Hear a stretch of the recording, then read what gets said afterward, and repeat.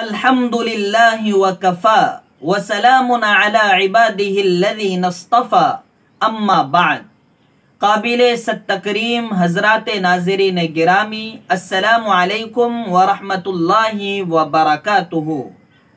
Screen पर जो मनहूस तस्वीर आप देख रहे हो, ये नरसिंहानंद सरस्वती है, जो आए दिन जहर उगलते रहता है।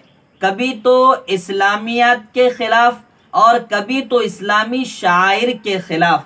उसने अभी अभी जो ताज़ा तरीन बयान दिया है, जिसको हम आपकी स्क्रीन पर भी इंशाअल्लाह दिखाएंगे, उसने बहुत ही अफसोसनाक और जमहूरियत शिकन बयान दिया है।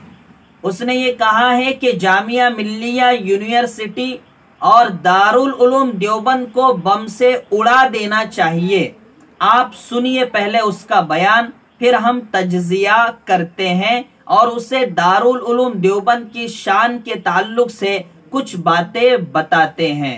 अगर किसी दिन कोई मर्द दिल्ली की पर बैठा तो सबसे पहले खत्म होनी चाहिए वो तो दारुल उलूम देवबंद। एएमयू को तो बिल्कुल बम डाल के जो है खत्म करना चाहिए एएमयू को। नाज़रीन, आपने सुना कि उसने किस तरह दारुल उलूम देवबंद और जामिया मिल्लिया के खिलाफ जबान दराजी की है। मैं उसे याद दिलाना चाहता हूं कि काश कि इस फटीचर इंसान को दारुल उलूम देवबंद की तारीख याद होती। काश कि इस खारिश ज़दा इंसान को दारुल उलूम देवबंद की अजमत का इल्म होता।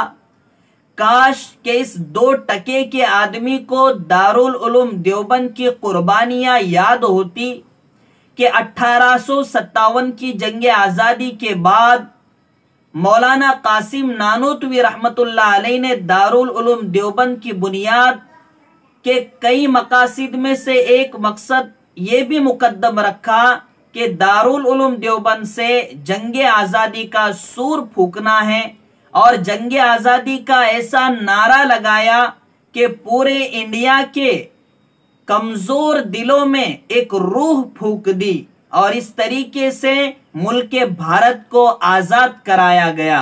यही वो दारुल उलूम देवबंद है जिसने इंडिया की बाहर ममालिक में शान बढ़ाई।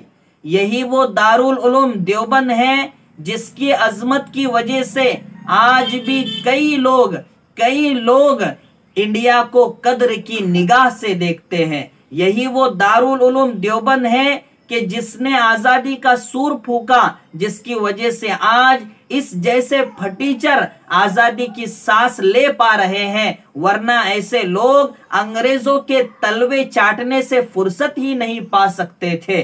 दारुल उलूम देवबंद की अजमत कैसे मैं अंदाज में इस नाअहल और नालायक को बताऊं कि दारुल उलूम देवबंद की अजमत से इंडिया की अजमत है। इंडिया की अजमत दारुल उलूम देवबंद के वजूद से है। मैं कैसे तारीखी अंदाज में इसे बताऊं? तो नाज़रीन, अगर कोई सादा इंसान अपने हक के लिए आवाज उठाता है तो फौरन उसे कहा जाता है कि यह देशद्रोही है, ये जमहूरियत की सालिमियत के खिलाफ बयान है और उसे सलाखों के पीछे ठोस दिया जाता है। लेकिन ऐसे लोग जो अलल ऐलान जहर उगलते हैं, अलल ऐलान एक कम्युनिटी के जज्बात को ठेस पहुंचाते हैं, ऐसे लोगों के खिलाफ एक मजम्मती बयान भी नहीं आता।